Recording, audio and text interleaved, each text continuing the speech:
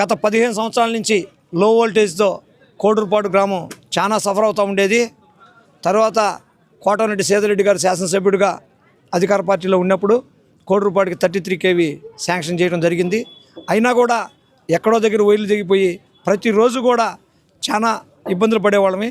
ఈరోజు ముఖ్యమంత్రి చంద్రబాబు నాయుడు గారి నిర్ణయంతో, కోటమిరెడ్డి సేదరెడ్డి గారి చొరవతో, ఎలక్ట్రిసిటీ అధికారుల సహకారంతో ఈరోజు కోడూరుపాడు గ్రామంలో 25 ట్రాన్స్ఫారాలు బిగించి ప్రతి వీధిలో కూడా కొత్త లైన్లు లాగి, ఇక నాకు తెలిసినంతవరకు 25 సంవత్సరాలు కరెంటు కష్టాలు అనేది కోడూరుపాడు గ్రామానికి ఉండే పరిస్థితి లేదు.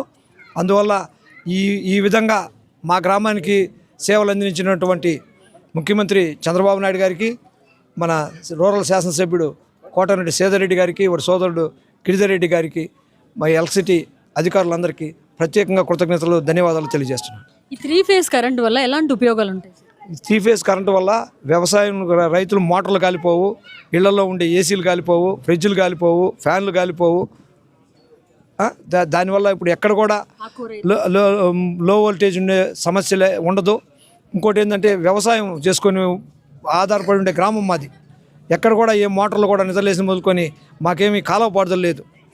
మోటార్ల మీద ఆధారపడి ఉంటుంది కోడూరుపాడు గ్రామం. కాబట్టి వాళ్ళందరికీ కూడా మంచి ఉపయోగం.